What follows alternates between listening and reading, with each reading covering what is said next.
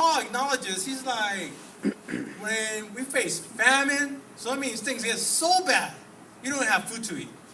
When we face persecution, things get so bad that people hate you enough to actively hate you. You know what I mean? Not everybody likes me probably, but not everybody goes actively hating me. You know what I mean? So like, someone like they put a dislike button on their Facebook or something. But like he acknowledges when we face hardship, when we face things that are difficult, that are longer than just a morning, that maybe last months. Sometimes you might be going through a situation or a family situation or a relationship, and you're like, this is taking forever. My family, my parents are going through this, and they've been going at it for a long time. Sometimes years. Paul says when we experience trouble, we experience death, dangers.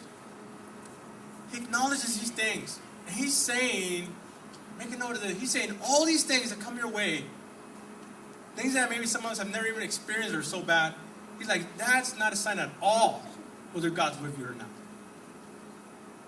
That doesn't mean that, hey, God's with you. It does not mean that God is not with you. But rather, Paul's saying, hey, as these things come into our lives, as these things, they're unavoidable. You can't control what's going to happen. As they come, he's saying it is God that helps us go through those rivers.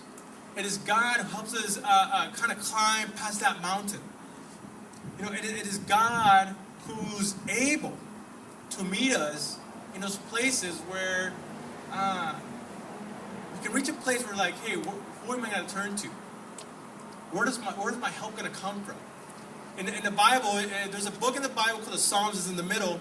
And the Psalms is kind of like a little book of prayers that people wrote. And in the Psalms, one of the Psalms says, I look up to the mountains. I wonder where does my help come from? And the psalmist is asking, where does my help come from? And he says, or she said, my help comes from the Lord. And that person has made a decision, hey, I can look around and go looking for something to help me, or I can say, hey, you know what? My help comes from the Lord. And that's how I go through the challenges that come my way. And for me, my mountain that I recently climbed through my college experience, a lot of you may know me or may not, but I come from a tight-knit, close family, and I have a twin sister. So we grew up together, so close. She's my best friend, you know, never had to explain myself to her. How likely in this world will you find someone like that? And no one can explain the twin bond that we have. So it's our senior year in high school, and it's time to start thinking about college. And so we hear from all different kinds of people their opinion. Are you two going to stay together? Are you going to separate? Where are you going to go? And we were thinking, you know what? We could go either way with this. We love each other. We're best friends. How awesome would it be if we went to college together? But at the same time, we're like, well, what if we did something different and had a new experience? So what we did, we didn't tell each other where we're going to apply. I didn't tell her. She didn't tell me. We just did it, and we said if we both end up getting into the same school, that's our answer. So we're all excited about this, like, oh, what's going to happen? Turns out she didn't apply to Cal State San Marcos, and I didn't apply to Northridge. She's in the north, I'm in the south, and so we're completely opposite directions. Now, going into college, we're both optimistic about this, like, yeah, we're so excited, new adventure. We're going to be individuals for once. People will not know me as the twins. That never happened in my whole life, you know? So we're all excited about this experience. Year one goes by, very difficult. I'm Skyping her every time, any chance I get, and I'm like, man, I'm feeling really lonely. I can't talk to her about every detail. I actually have to plan to talk to her now. This is hard. So that was really hard for us to be separated, but I learned and I saw that in this separation, I was forced to seek, well, where does my help come from then? All my years, it was my sister.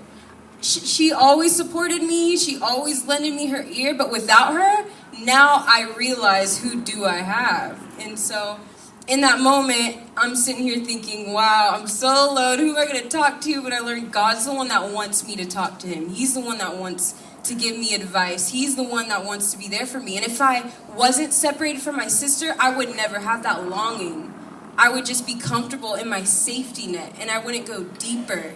So through that struggle, that was my version of my hardship that Paul's talking about. But if that didn't happen, I wouldn't see God and face him deeper. What about you? As you hear us talking, what's the challenge God's put before you? When was the last time that you sought help? When was the last time you realized, hey, I need help of some sort? I need help just to deal with my own things that are going inside my head. I need help to pass this class. I need help to get along with my roommates. I need help to love my parents. I need help just to love myself. And as you think about those things, where have you heard the voice of God saying, hey, turn to me. Turn to me and ask me for help. God will help us with the funniest little things. Parking spots sometimes. Even up to the things that we're like, God, have mercy on me. Help me. I have no idea how this will be resolved. I have no idea. I don't see no end to this mess I'm in right now. And God will help you in those moments. And so there's a little flashcard underneath your seat with a little pen. And we're going to give you just a minute here. Just think about, hey, what's the mountain before you? What's the challenge? Is there a hardship? Is there a trouble that you're experiencing right now? And maybe write this for you. You're not going to turn it in. But this for you. And maybe as you write it down, as you say, hey, this is one thing that maybe you're asking, hey, God, would you help me with this? It could be you're trying to just graduate from this semester. Whatever it might be for you. And as you write it down, just as symbolic of saying, hey, God, I need you to come into this situation. I need to see you some way, shape, or form here. For some of you guys, this is like a whole new thing just doing this. And just, as you do it, it's kind of like you're taking a risk with God. Say, hey, God, I don't know where you're at, or I don't really talk about God the way these people are talking about in front. But, hey, I'm going to give this to you. Would you show up? That's all that God needs. So go ahead, take a minute and bring you guys back in a sec.